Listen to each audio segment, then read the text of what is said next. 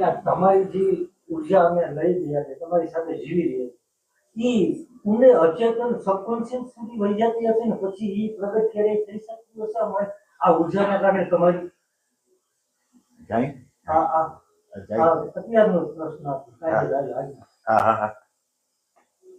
એટલે શું એટલે તમે શું કહેવા માંગો છો? હજી હું એમ જો ન હોઉં તમારી અંદર દટાયેલું ઘણું હા નીચે આ બધા તળિયે તળિયે તળિયે તમારી ઉર્જા તળિયામાં જઈ અને એને ઉપર લાવતી ઠીક એટલે એટલે એટલે આપણી અંદર નેગેટિવ થોટ આવતા હોય ને આ તો થઈ ને બરાબર એટલે નીકળે અને બીજું એ કે પ્રાણની અંદર તો આક્રમકતા ને આ બધું પડ્યું જ છે મારી અંદર ખાસ કરીને તમે જોયો કે તમારું જ નામ લ્યો બીજાનું નામ ગુસ્સો છે ઘણી બધી વસ્તુમાં પ્રગટ થતી હોય ને આક્રમકતા એમાં જ્યાં નબળી વ્યક્તિ હોય ત્યાં વધારે થતી હોય ઓછી વ્યક્તિ હોય થોડુંક ડિસિપ્લિન થતું હોય આ આક્રમકતા ઉપર કઈ રીતે સોફ્ટનેસ ને આપણે આમ નોર્મલથી વ્યવહારિક તલ પર નહીં એ તો આપણે દબાવી દઈને પ્રેમથી વાત કરી નથી ઇમોશન સેન્ટર આ તમે વાત કરો છો ઇમોશન સેન્ટર ની છે ઇમોશન સેન્ટર અગર સીધું ડાયરેક્ટ તમે ન જઈ શકો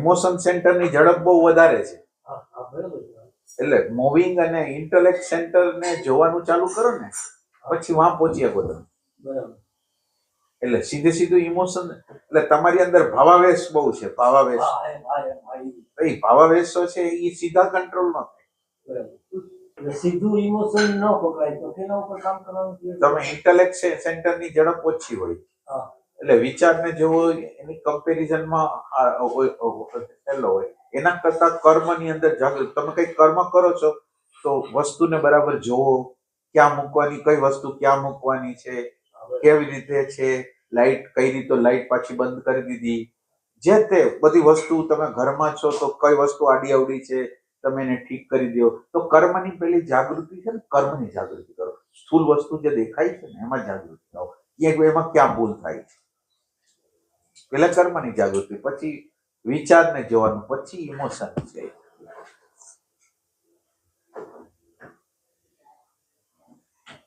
આવેગો તો સીધે સીધા હાવી થઈ જાય ને ધડક ધડક કરાવી નાખ્યા ધીરાઈ સોનાની આજે વાત કરી અને કાલે વાત કરી તો ધીરાપણું તો જાતું નથી એ ફાઇનલ છે તમને એમાં શું થાય હું તમને એમ પ્રશ્ન પૂછું કે તમે જીવનની હવાથી હાન લગી સાધના શું કરો છો કે જેથી અહીંયા ઇફેક્ટ આવે એ તમને પૂછ્યું આપણે કઈ કરતા નથી ખાલી તમે ખાલી અહીંયા પ્રશ્ન પૂછીને વયા જશો પછી શું કરશો એટલે એનો તો કઈ અર્થ નથી ને તમે કઈ પ્રેક્ટિકલ જ ન કરતા અને પ્રેક્ટિકલ ની અંદર તો તમને બોલનારી હોય કે તમારા ઈગોનું તમે રક્ષણ ન કરો ને તમારા ઈગોને હું હમણાં કઈક કરું ને તમે ભાગી જાવ છો ને તો તમને યાદ છે બધું એમ નહીં તો તમારી સામે કોઈ વ્યક્તિ છે તમને કહે છે આ ન કરાય અને છતાંય તમે કરો છો તો હવે તમને કઈ વાત કરવી તમને કઈક બે શબ્દ ને કીધા હોય તો મારા સત્સંગ સાંભળવાનું બંધ કરી દે મારા પ્રત્યે બેદરકાર થઈ જાય કોઈ પ્રકારની નેગેટિવિટી આવે બધું કરે હવે તમે વિચાર કરો કે જો એને ખ્યાલ હોય કે નેગેટિવિટી બરાબર નથી તો એ કરે હવે પ્રશ્ન મને કરે છે કે આનું શું કરવાનું શું કરું પણ એના દ્વારા શું થવાનું એટલે અત્યારે એવી સ્થિતિ છે કે જેમાં કઈ કરી શકાય એવી પરિસ્થિતિ જ નથી કઈ કરી શકશું નહીં અત્યારે એવી જગ્યા છે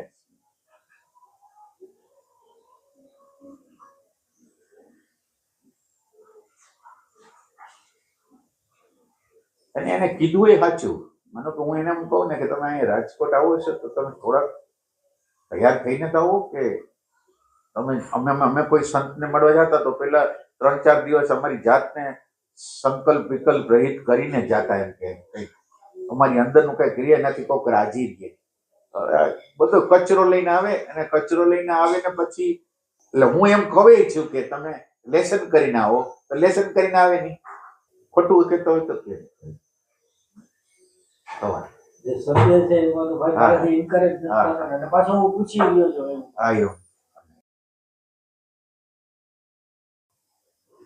એની અંદર એટલું તો માનો કે એટલું તો જોવાનું હોય કે રાઈટ છે કે રોંગ છે એટલે માનો કે રાઈટ હોય તો કમસે કમ એવી ટ્રાય તો કરી કે આ જગ્યાએ હું ભૂલ કરું છું બીજું કઈ નહીં એવું નહીં તો પછી રસ્તો કઈ રીતે નીકળવાનો?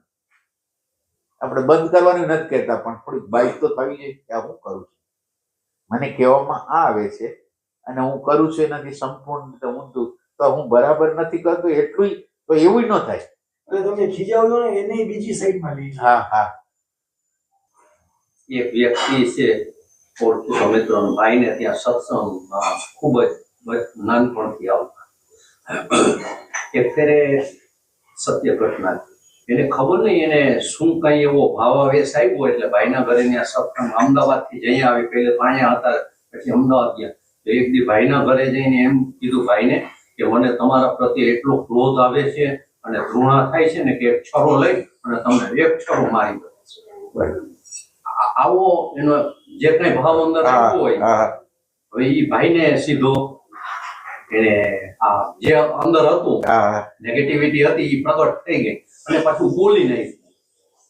એટલે ભાઈએ એમને એમ કીધું હવે પ્રભુ તમે નો આવતા, અહીંયા મહેરબાની તમે મારા ઘરે મને મળવાનું આવો જો ભાવ થતો હોય.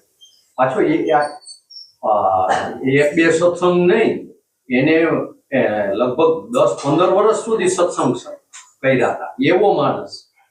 પછી ભાઈએ એને કીધું કે આમ છે. એટલે પછી એને મને પ્રશ્ન પૂછ્યો, મને આવું ભાવ થયો ને પછી ભાઈએ મને કાઢી મૂક્યો. મેં કીધું આ શેતાને તમારી અંદર પ્રગટ થઈ અને જે ન કરવાનું, કારણ કે જ્યાં તો શૂન્ય જ છે. એટલે કર્મનો એક મોટો પ્રતિબંધ હોય ત્યાં જગ્યાએ. આ ભાઈનો કર્મનો પ્રતિબંધ હોય કે ઈ સંત એટલે પુણ્ય ખલાસ થઈ ગયું હોય, સંત આગળથી દૂર થવાની આખી પ્રોસેસ હોય. જ્યારે તમારું પુણ્ય ખલાસ થઈ જાય ને એટલે કોઈ પ્રસંગ એવો બનાવીને તમને એનાથી દૂર કરાય, એ ટાઈપની વસ્તુ. ના સંતો પ્રતિ થાય, ના નો થાય એવું નથી. અમુકનો તમારું કચરો નીકળે એટલે થાય, તો 100% વાત છે. ન થાય એવું નહીં, થાય પણ એનું મને અંદર ખેદ હોય અને હું એને વ્યક્ત ન કરું. એટલે આ બધી વસ્તુ આમ હાલતી હોય છે. ઘણીવાર સંત પુરુષને જોઈને રિએક્શનો આવતા હોય, એની ચેતનાને સહન ન કરી શકે. એના અણુ પરમાણુ નેગેટિવ અણુ પરમાણુ ને અમે એક વખત અમારે એક ફ્રેન્ડને લઈ ગયો તો વ્યાસજી આગળ. એ વ્યાસજીને નમી નહીં ગયા, એની અંદરના એ અણુ પરમાણુ હતા એ નમન જ ન થયું, અકળ થઈ ગયું. જે ભાઈની વાત કરે છે ને એ પાછા ભાઈની કરુણા એવી છે ને, તમે જેમ કહો છો ને કે નેગેટિવિટી આવી છતાં એ પછી રેગ્યુલર પાછા થઈ ગયા સત્સંગમાં આવવા માંડ્યા. અને મને એને એકવાર કીધું, નારભાઈને કીધું હશે કે મને એવી સ્પષ્ટ અનુભૂતિ થઈ કે કોઈ જન્મમાં હું ભાઈની પત્ની હતો. બરાબર. એટલે ઈ કદાચ પરમાણુ ઈ વખતના એવા દેશના પરમાણુ પતિ પત્નીના રાગ દેશના હોય અને એ અત્યારે પ્રગટ થયા એવું બની શકે ને? ના ઈ તો સાયકોલોજીકલ તમે ગોતો. ના એવું ન. ના એટલે તો આ એના જે પરમાણુ ના એટલે પરમાણુ તો પ્રગટ થાય જ. એનું કારણ ના એટલે એટલે આગલા જન્મ તો પછીની વાત છે. અત્યારે તમારા એક અણુ પરમાણુ એવા હોય કે જે આને પચાવી, આ જે સાત્વિકતા શુદ્ધ સત્વગુણ છે પચાવી ન શકે એવા હોય. એટલે એ અણુ પરમાણુ જોર કરે અને એને બોલાવી દે, વિદ્રોહ કરે કે આ જગ્યાએ તારું સ્થાન નથી. બાકી ભાઈ સ્વામી રામતીર્થે જે કીધું છે ને વાક્ય બહુ સરસ છે. જાકે મન મેં અટક હે સોઈ નર અટક રહા, જાકે મન મેં અટક નહીં વાકો અટક રહા. જેને અટકી જવું છે એ કોઈ પણ રીતે અટકી જાય અને નીકળી જાય. બાકી હવે જેને ના એટલે પુણ્યનો જે પુણ્યનો હોય ને પૂરું થઈ ગયું પૂરું થઈ જાય ને એટલે છૂટા પડી જાય. કોઈ કારણ પછી એમાં આવે, કારણથી નીકળી જાય. અમારે એક ભાઈ આવતા હતા સત્સંગની અંદર. એમાં એક દિવસ થોડોક આપણે શું કહેવાય, આપણે જગ્યા ઓછી હતી તો એ ભાઈને બીજા ભાઈએ એમ કીધું તમે આગળ બેસો. હવે એ ભાઈને ક્રોધ આવ્યો. 6 મહિના લગી, 3 મહિના નહીં 6 મહિના લગી ક્રોધ રહ્યો. એટલો એમ કે મને આગળ બેહવાનું કીધું જ કેમ. એટલે એમાંથી નીકળી ગયા. એટલે કોઈ બાનું જોઈએ એમ. નહીં તો વ્યક્તિને ગુસ્સો પાછળ બેસવાનો આવો કે મને આગળના બધી પાછળ બેસવાનું કેમ કીધું, એના બદલે આને આગળ બેસવાનું કીધું તો અરે ગુસ્સો 6 મહિના લગીને એટલો ગુસ્સો રહ્યા, એટલો. એટલે તમે વિચાર કરો, જવાનું કારણ કઈ ને કઈ નિમિત્ત બની ગયા.